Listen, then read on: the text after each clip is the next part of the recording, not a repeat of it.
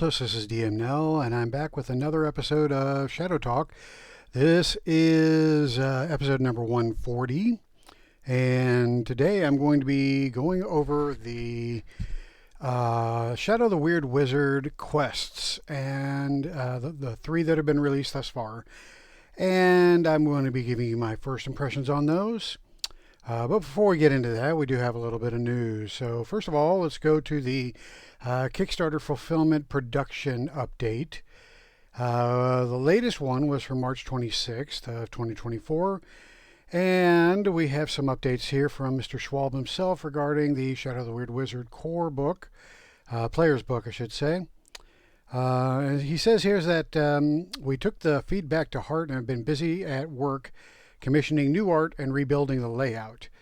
This has taken a lot more time than I had hoped, but we are progressing. Almost all the added and replacement art has arrived, and we've rebuilt all the spreads to ensure that you aren't flipping pages to get the information you need about a path. I believe we will have version 2 out by the second week of April, so we can get rolling on secrets. Okay, so I don't keep that close an eye on the Discord, and I can only assume that the feedback has been coming in via Discord because I haven't seen a whole lot of feedback here in Kickstarter. And so I'm not really sure, what obviously people are complaining about the layout. I didn't seem to have a problem with the layout, but, that's just me. So, but apparently other people had some pretty significant issues with the layout, such that Mr. Schwalb has actually gone back to redo it. So first time I've ever seen that. Interesting. Delay in getting the Shadow the Weird Wizard out the door, maybe. As a result, I don't know. I think that the physical books aren't due out until August anyway. Kind of hoping to get them earlier, but it doesn't look like that's going to happen, so that's fine. As long as we have, we do have the PDF currently, even though it's not going to remain in the way it's formatted. I would imagine that the content's not going to change. So I guess we'll just be getting a new version of the core book sometime mid-April. So there's that. All right, Secrets of the Weird Wizard. He's been working on ancestries. He's been making a few tweaks to text and stats. Hope to have bulk layout by the end of next week so I can see what art assets are missing. Before then, I'll update the secrets file to reflect minor edits. Okay, so still going to be a while before we have the finalized secrets. He's released the Friends in Need novice quest, which we will be talking about here shortly. Looks like we've got a nice little harpy picture there. So he talks about weird ancestries, and so he has gotten halfway through the book. He's increased the number of ancestries from 20 to 30.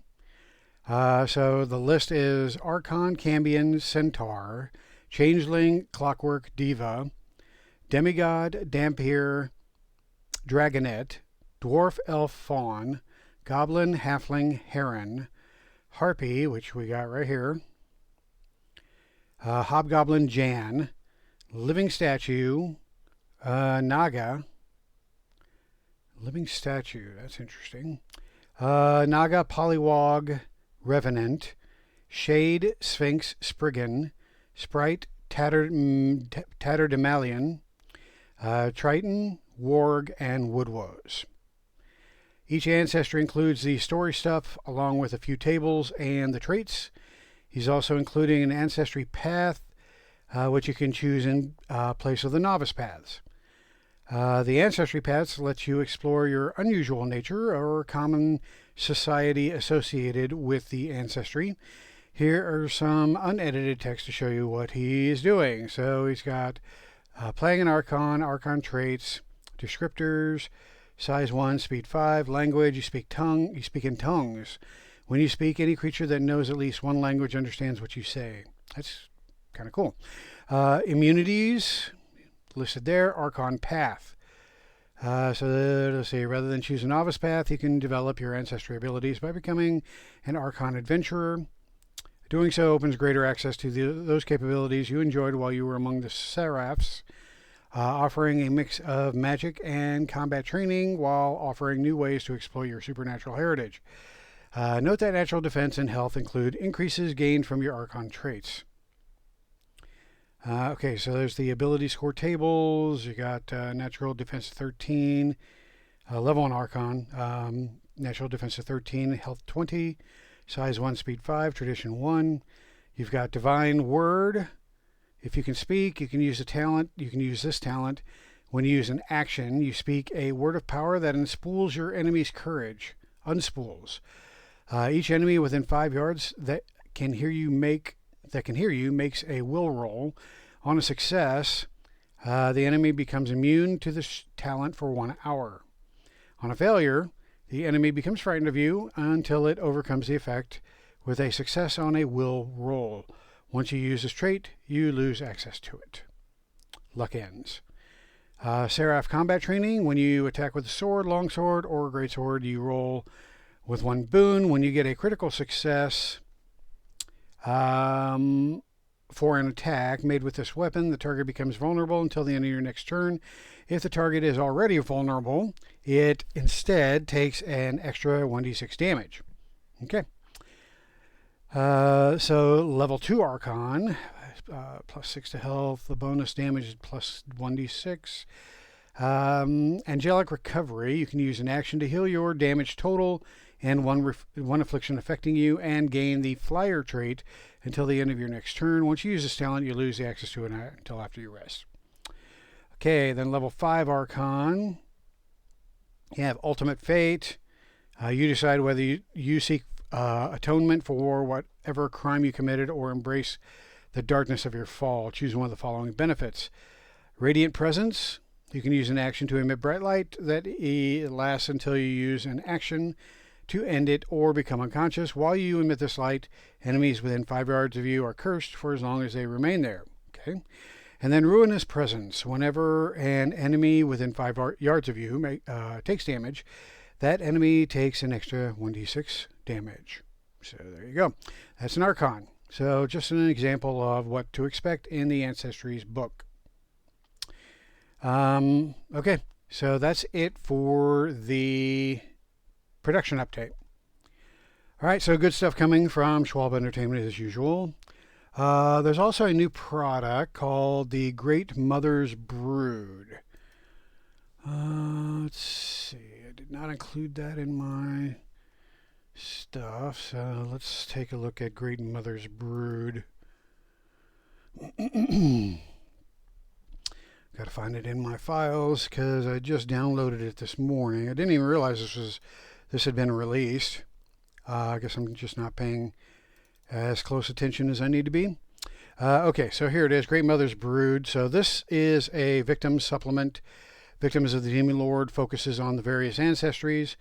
And so this one is for Molkin. So it's given the same treatment that most of the other ancestries have been given for Shadow the Demon Lord. It's interesting. Not creepy at all. Okay, so Molkin, if you dig the mole people, then you might want to check out this the supplement. I have not read through this. I just bought it this morning, so I am not sure about them. But you know, I don't really focus on the character stuff too much, simply because I run the game. Yeah, new paths, all new stuff for the Molkin. So check it out if that's your jam for your Shadow the Demon Lord game. Okay, so that's it as far as news and product reviews or highlights. So the next thing I want to talk about on today's video, the main topic, as it were, as it is the 3 quests that have been released thus far for Shadow the Demon Lord. The first quest was released with the Quick Start package, so it's been out for a while now. And there's actually been an actual play for this adventure which is I think two videos. So check it out. You can find it on YouTube. Just do a search for Shadow the Weird Wizard, and I'm sure you'll find the two videos fairly quickly. So Season of Hunger introduces the town of Stillwater. So Stillwater is a starting location that you can have for your players to start the there we go, to start their campaign in Shadow the Weird Wizard. And it really doesn't give a whole lot of detail. So the players can come from Stillwater, or they can be passing through Stillwater, but the the adventure centers around this particular village. And what happens with this village, it's a very basic adventure. Oh, let me back up. Before I get started, and I already started, but before I continue, there's going to be spoilers here. So, if you continue listening, then you're going to know the adventure, and, probably going to piss off your game master or your sage. So if you're going to be a player in the game, you might want to back out of this. Otherwise, you might be considered a dick. Fair warning. Okay, so so Stillwater, the village or the town, is where this adventure begins, that village. And so the premise here is that the village has put together a supply of grains that they've harvested, and basically send it off to sell. And what happens is that and I actually may have that wrong, so let me just read this. How about that? So, trouble darkens the doors in Stillwater, and it seems this time the goblins have all the blame. In fact, the goblins seem hell-bent on driving out Stillwater's people from their homes. People have seen them snooping, stealing small things, frightening the livestock, painting foul graffiti on walls. Now, after a blight promises to starve the people out, the grains purchased from a larger town miles away has not yet made it, and people fret about leaving their homes and starving. Someone needs to do something about these fairies. Season of Hunger presents novice characters a chance to help the community on the brink of failure by securing for them the much-needed supplies to make it through until they can harvest again. Helping the innocents involves no little risk, for not everything is as it seems, and there are enemies who pursue their own wicked agendas. The characters complete the quest when they recover the missing grains and drive off the threat to the poor villagers. Okay, so although I have read through this, it's been a bit. So apparently the village has purchased grains, and the grains are en route to the village, but they don't make it to the village. So the villagers are concerned and send out the adventurers to look for the missing grains that should be en route back to the village. So it outlines the village here, and the surrounding areas. So you have Stillwater Village, you have Stillwater Lake, you have Northfield, Unnamed Woods, Groban Steading, and the Old Keep. So those are the major areas that come into play in this adventure.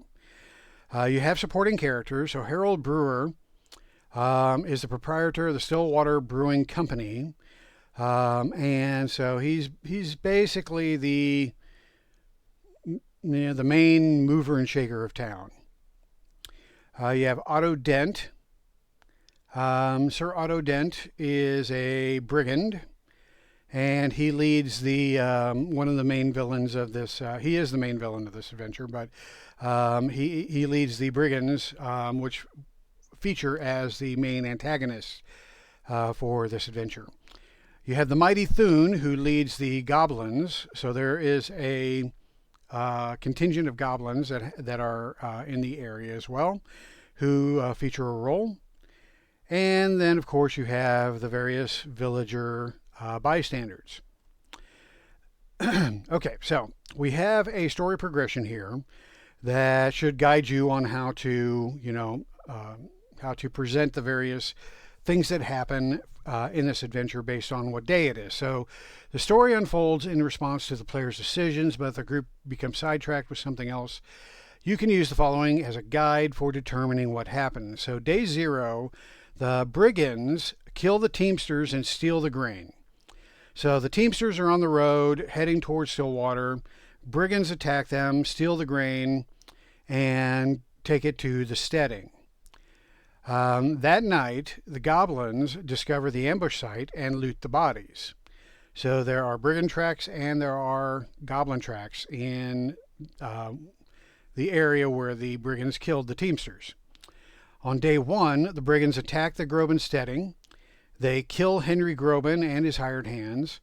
They carry off Mary, his wife, and their child, Robin, and hold them all in cages in the old keep.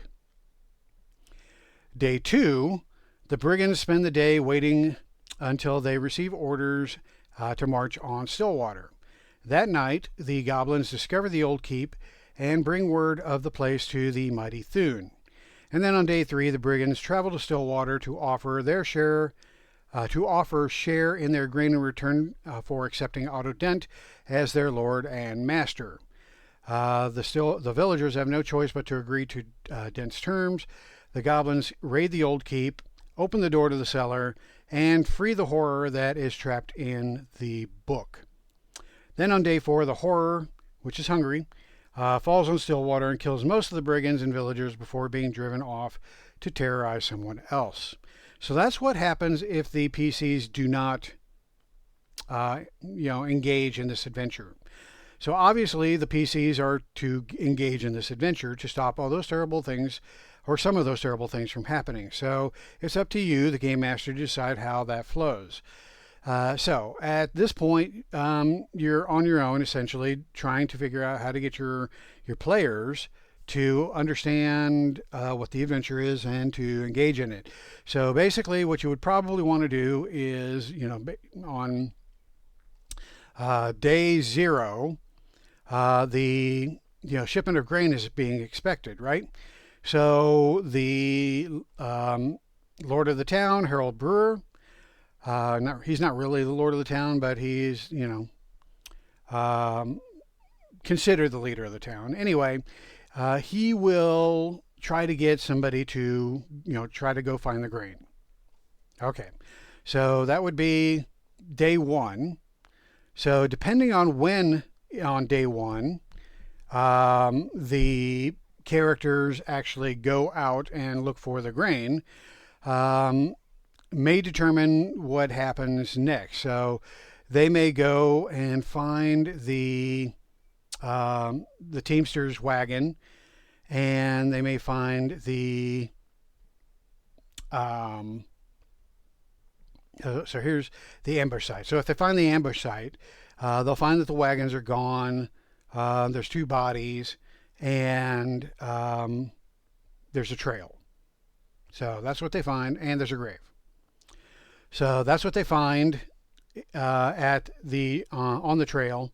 They don't actually find the wagons, but they do find an ambush site and those clues. So the clues can lead them a couple of different places. They can lead them to the steading, or they could lead them to track the goblins, because there are, there are various tracks here, and we know that the wagon came from the steading. So the characters can go straight to the steading. They can go to the caves where the goblins are hiding out. But at any event, the steading is eventually attacked that day. So again, looking back at the story progression. So on day 1, the brigands attack the Groban steading. So if the characters go to the steading early and then leave, they'll miss the attack. If they're there all day, then they're going to be, engaged in the attack. The attack will happen while the players are there. So, a couple different things can happen there. If they go to the goblins, then the setting is going to be attacked. and they will take hostages back to the old keep. The brigands will. So at some point, the characters may learn that the setting has been attacked, or they may just learn that the brigands were involved and head off towards the old keep where the brigands make their lair. They might go after assuming that the goblins are the bad guys, they might go after the goblins first. So they may attack the goblins, may talk to the goblins. There are various options here presented.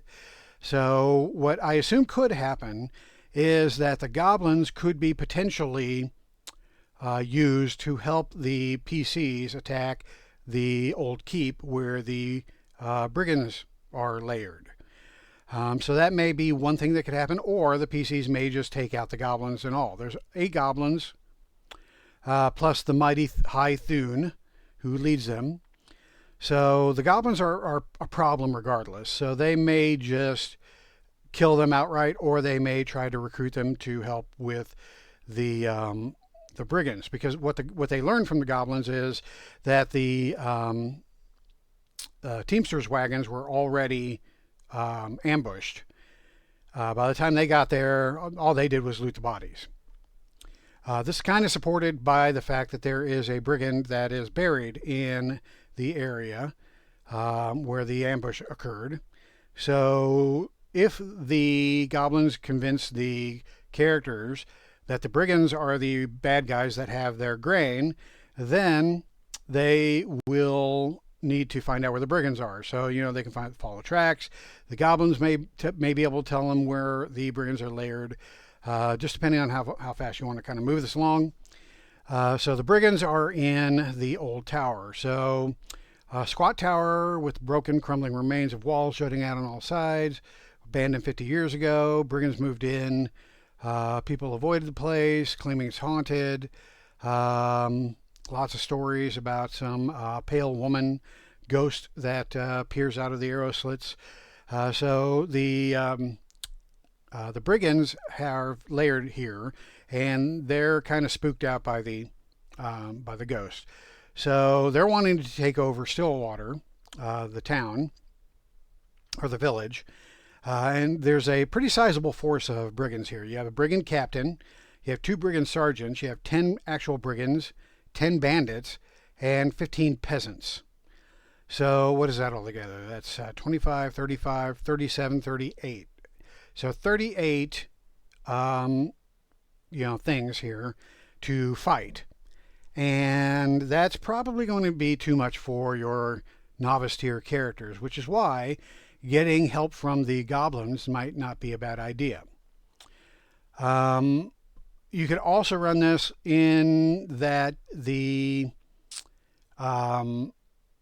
characters find the old keep while some of the brigands are out and about, and so they don't have to attack all the brigands all at once, and you can make it kind of a phased effort to get rid of all the brigands. So here's how the brigands do their patrols. They have sentries, they have patrols, they have foraging parties, and raiding parties. So you may have any of these number of brigands gone at any given time, and this section helps you with that.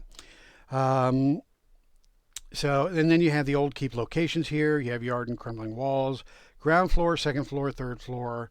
You have the ghost and 4 haunts. And then there's the roof, and you have the cellar where the horror is located. And then that pretty much will conclude the adventure once the characters have dealt with the brigands and retrieved the grain. Now the goblins could remain a problem, so they may have to go after the goblins as well. Because in this game, goblins are not good guys. They are not people that you befriend. So that's Season of Hunger. There's a good amount of stuff that can be done here. It can be accelerated or drawn out as much as you want to for this adventure.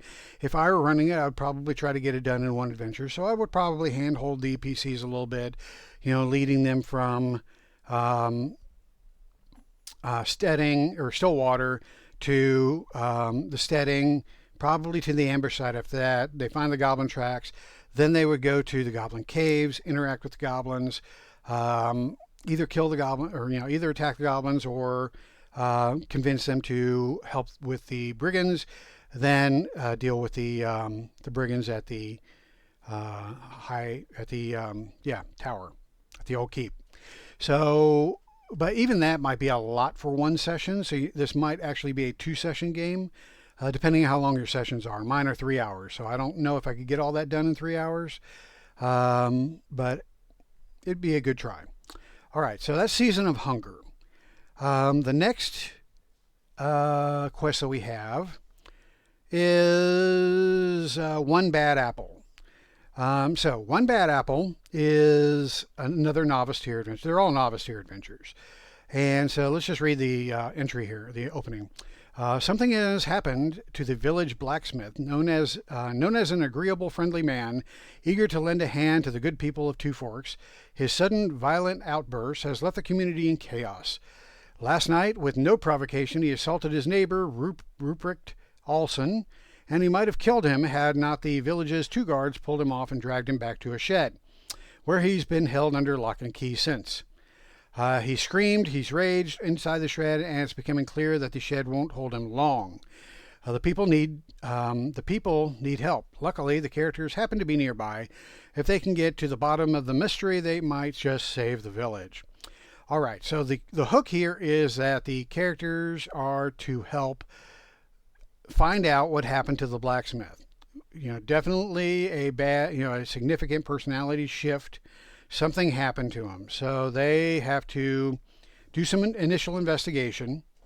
And so the investigation takes place in the town or the village of Two Forks. So this is another village and in the Borderlands. And so now you have 2 places that PCs can visit in the Borderlands. So basically what we have here is a situation where a disease known as soul sickness has been planted in the town of Two Forks. Now it's been planted here by a rather nasty goblin who, goblins just don't like. They just don't like humans, people. And so this goblin decides that he is going to, deal with the humans by planting a diseased heart in the furnace of the blacksmith. And so that when the blacksmith goes to stoke his furnace, the heart burns up and the vapors from the diseased heart are breathed in, which is what happens to the village blacksmith. And he begins to transform into an orc. That's how orcs are created in this world, and through this soul sickness. So that's what causes the change of his personality. So you're not going to find that out immediately. The players have to do some investigation in order to discern that there was an agent involved in introducing the disease. Also, by the way, the disease spreads. So there's a timer involved in this game as well. The longer it takes for the PCs to figure it out, the more people become infected and the worse the problem becomes. So there's some clues around. You pretty much have to read this whole thing. There are clues around the blacksmith's forge. There are various people that you can talk to. Each person provides some information that may or not be immediately useful. Some people may have witnessed a child running away from the village into the forest, the child being actually a goblin. But ultimately, what they should find at the forge is some tracks. So we have some child-size footprints in the mud around the forge, barefoot and with 6 toes. That's an important clue right there because none of the village children have 6 toes on their feet. So clearly this is not a village child. It is known that goblins have 6 toes. And so we have some tracks running away, leading away from the forge that suggest goblins were involved. We also have an eyewitness that admits seeing a funny-looking child running into the woods a few days ago. So there are a couple of ways that these can be discovered. So if the players are having a hard time of trying to figure out what's going on, you might want to spoon feed them those clues a little bit to get the story going. So now they should have a clue that suggests the goblins had something to do with it. So now they hunt the goblins.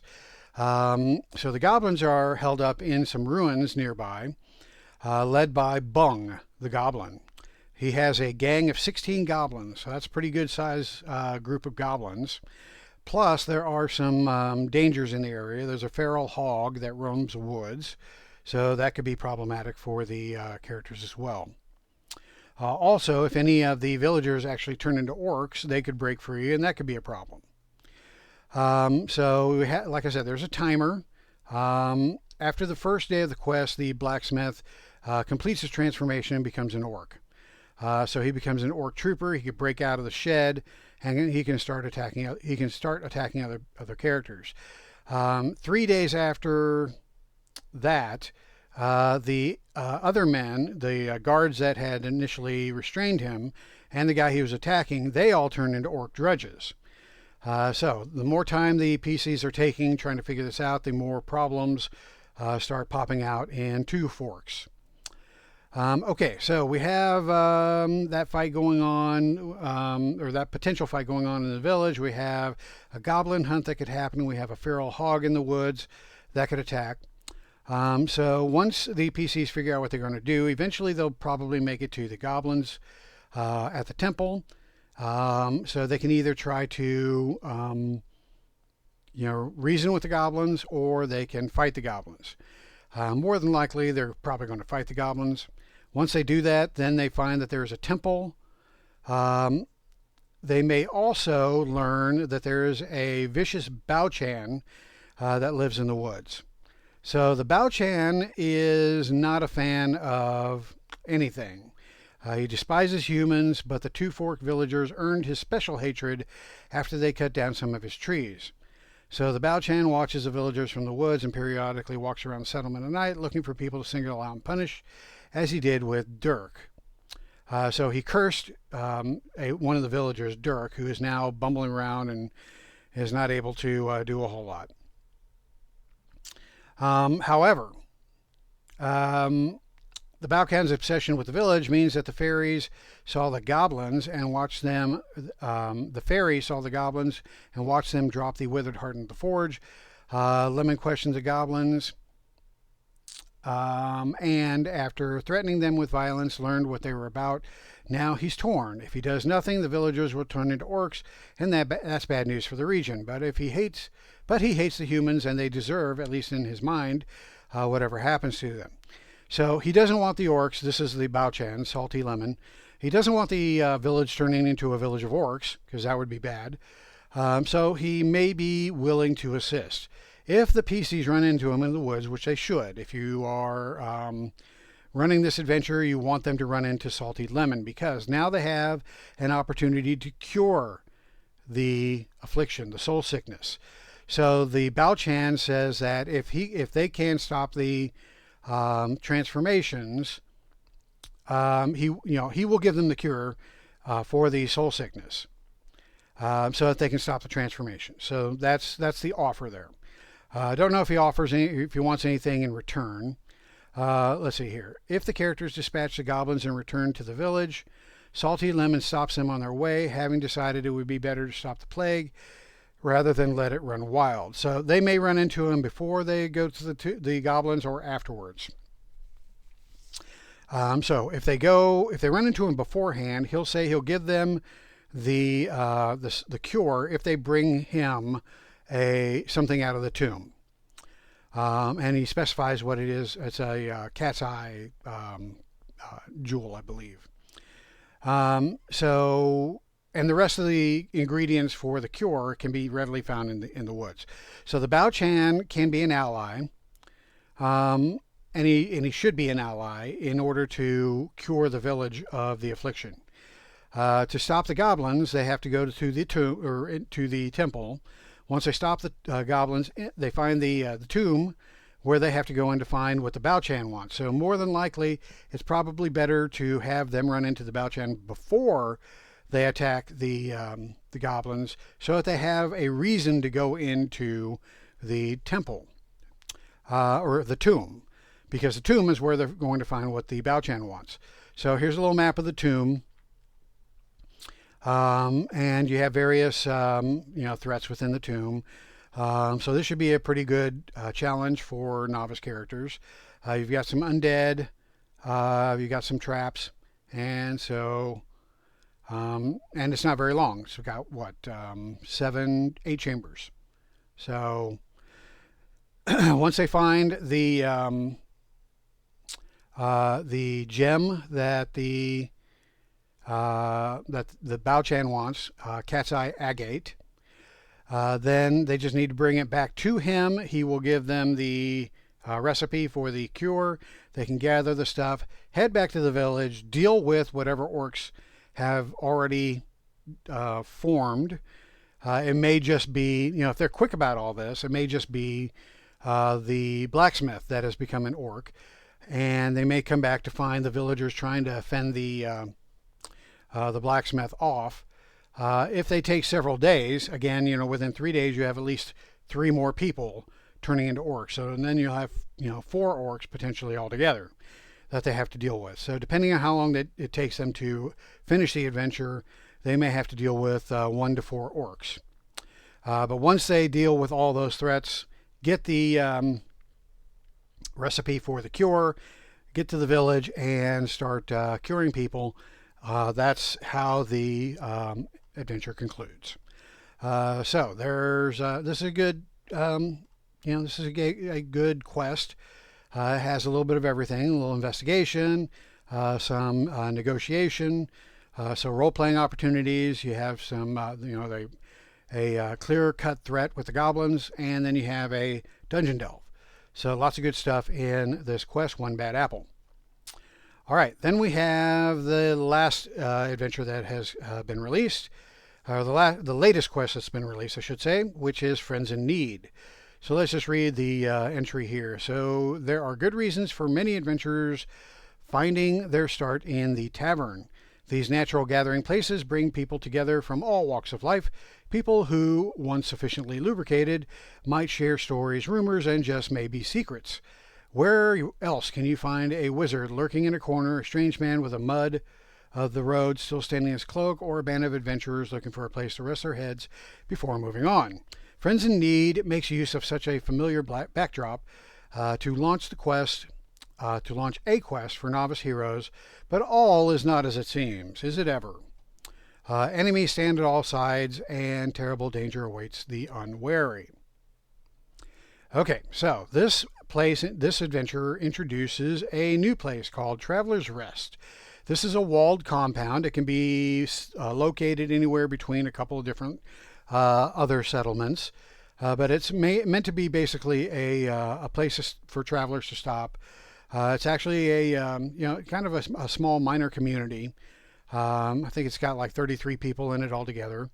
And so the primary thing here is an inn and tavern for people to stay. It's also got some stables where people can put their horses overnight. So this is a fairly good stopping point in between adventures. So you could have the characters maybe finished One Bad Apple, and now they're headed towards a new adventure location, and they happen to stop off at the Traveler's Rest. While they're here, they are approached by one of the people in the tavern, a man by the name of Pyram Peak, who happens to be a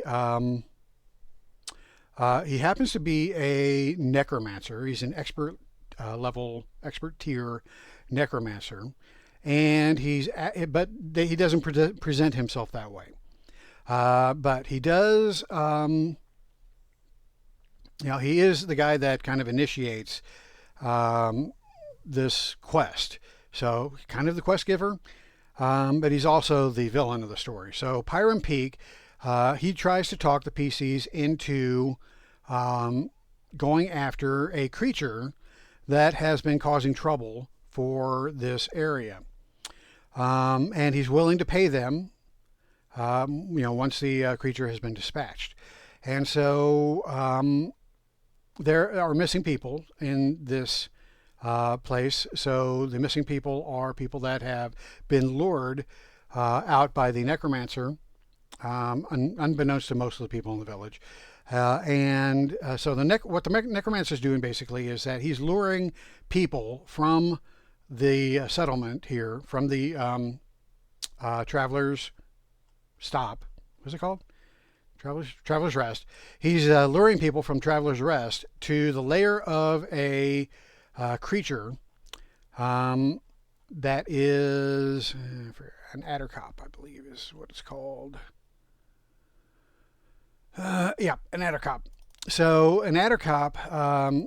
So basically, what happened was the necromancer ran into the Addercop. The Addercop was going to eat him, but then the necromancer, thinking quickly on his feet, said, "I will bring you meals if you let me live."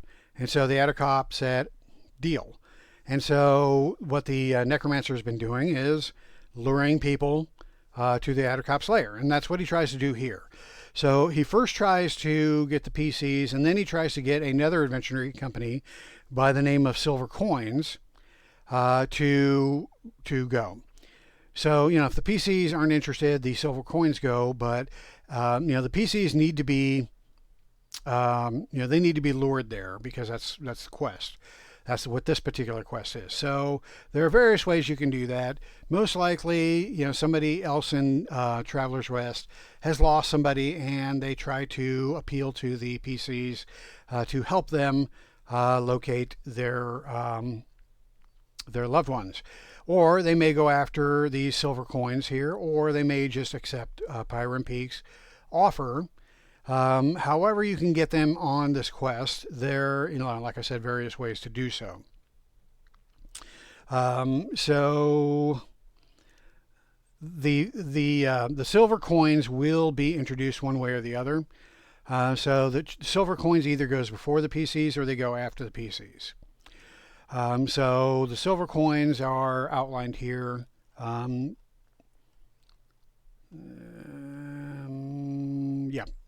Mika, Pywel, Sash, Pyre, and Brutus. So that's what, 5 of them?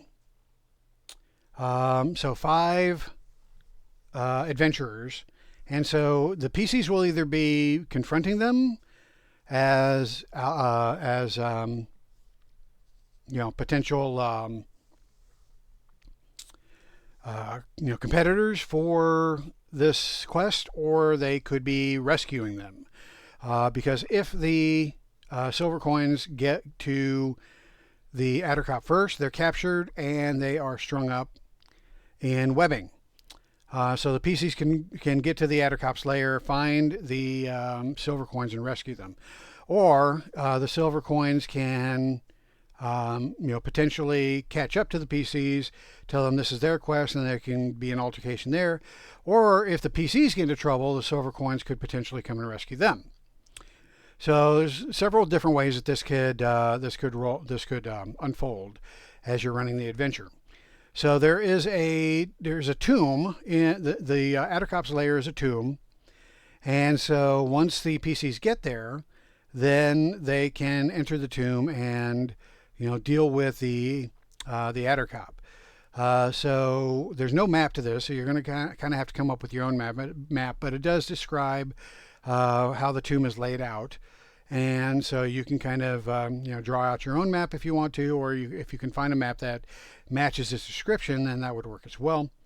But at any rate, eventually, all they have to do essentially is go down, find the Addercop, deal with the Addercop, and potentially some giant spiders that are also in there.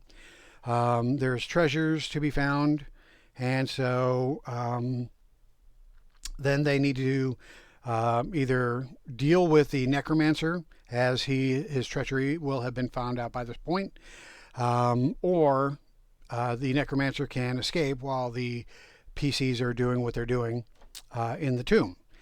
So, and they should also be returning any recovered bodies back to Traveler's Rest so that their loved ones can have some closure there and bury their loved ones.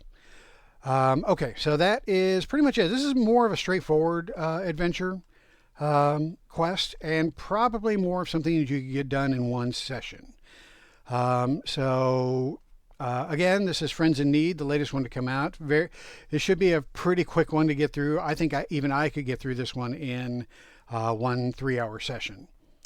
So there you go. All right, so those are the 3 quests that have been released by Schwalbe Entertainment thus far for Shadow of the Weird Wizard. Now, what do I think of them?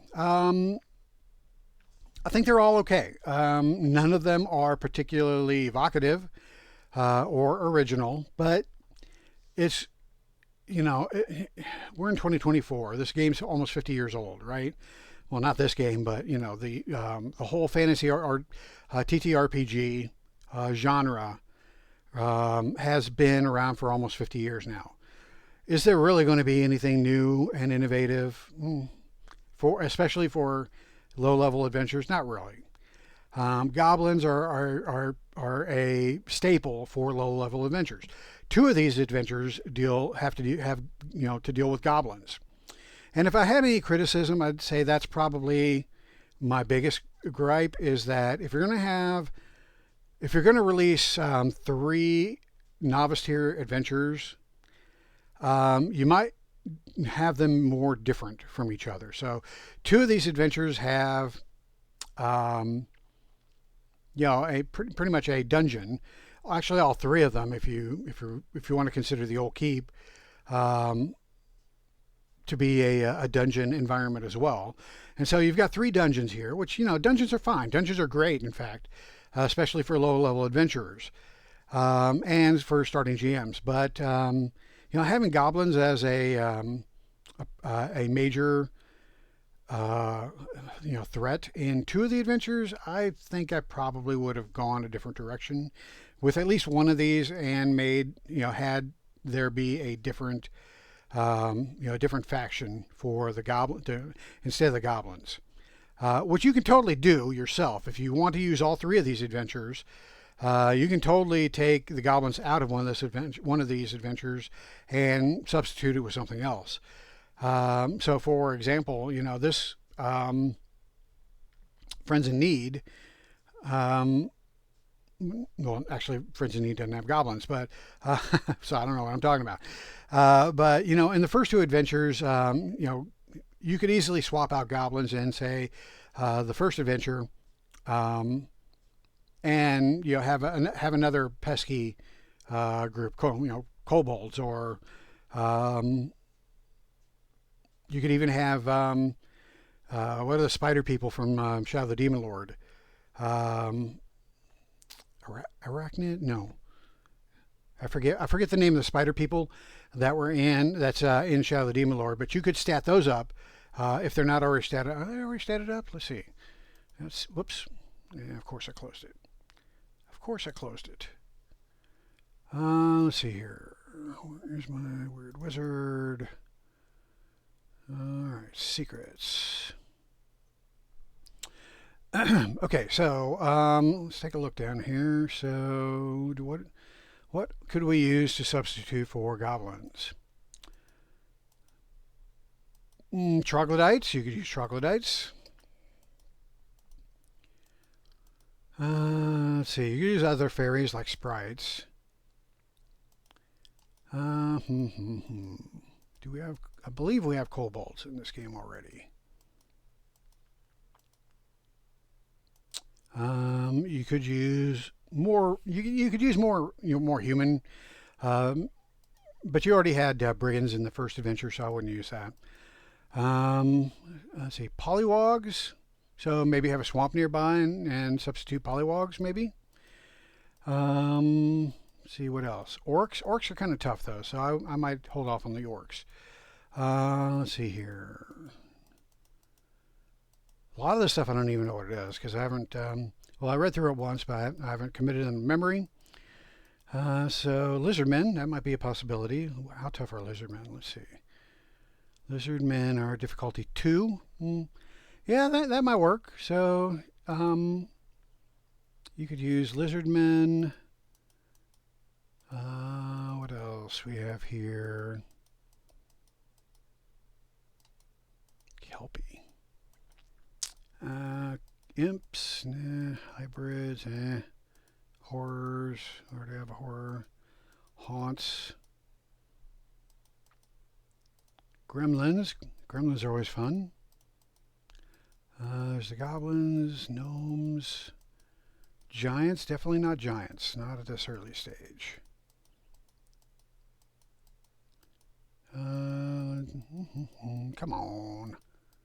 Dwarves, dryads, dragonettes. Okay, so apparently we don't have kobolds, so you'd have to stat those up if you wanted kobolds. But you know, some minor threat could definitely be substituted.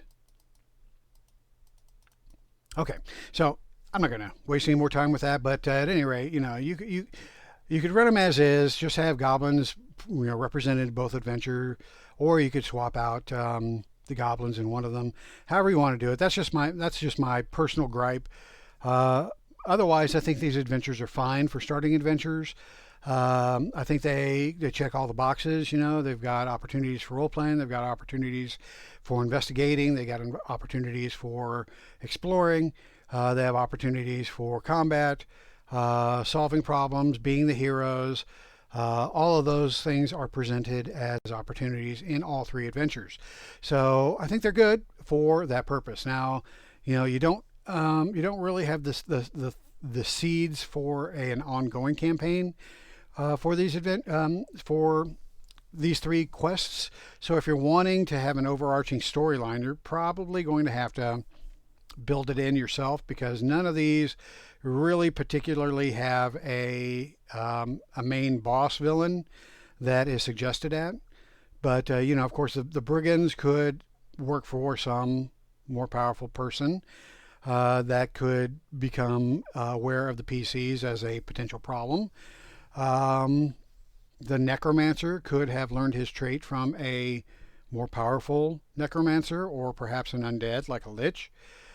So you know, you could build an overarching storyline and connect these adventures, but you're going to have to do that work, because that's not something that's built into these adventures. From what I read here, the impression I'm getting is these are kind of one and done adventures that you can just kind of plug in and play, and then go on to the next adventure. And that's a totally valid way to play. But if you're somebody that likes a storyline for your campaign, then you're going to have to build that in yourself. So that's pretty much it for these adventures, for these quests. So yeah, like I said, these are good, solid adventures. Some of them are a little easier to run than others. Some of them are going to take some DM or some sage prodding in order to get the player characters involved. But yeah, it's no more work than you would need in any other low-level adventure in any other TTRPG. So I think that, like I said, these are good adventures to start your Shadow of the Weird Wizard career off with a bang. So there you go. So I'm going to wrap it up here. Thanks for watching. If you like my videos, please consider subscribing. I have more subscribers than I ever thought I would have. I would love to have more, though, because the more subscribers you get, the more benefits you get in YouTube. And so, you know, I always like playing with new toys. And so it'd be nice to hit that 1,000 subscriber mark, about halfway there, a little over halfway there, and could use some more subscribers. So please share these videos for people that are interested in Shadow of the Weird Wizard, Shadow of the Demon Lord, Punk Apocalyptic, or any other things that Schwalb Entertainment produces. So like, subscribe, all those things that all those other YouTubers say that I'm not real good at saying. And Again, if you want to support me monetarily, throw a couple coins my way. Well, hey, I'll take money any day. Don't need it, but I'll take it. So you can buy some token sets. So I make token sets. I put them in Roll20. They are, and they're called the Bloody Tokens, and they were originally made for Shadow of the Demon Lord, but there are some standard fantasy trope tokens in there as well. I have 8 sets altogether. Take a look at them. If any of them look like something you can use in your virtual TTRPG game on your virtual tabletop, then throw a couple of coins my way by picking up one or more of my sets. Always appreciated. All right, so with that, I'm out of here. Hail to the Demon Lord. Hail to the Weird Wizard. And hail to you guys for sticking with me for all these videos. Appreciate it. All right, I'm out of here. How do I stop this video?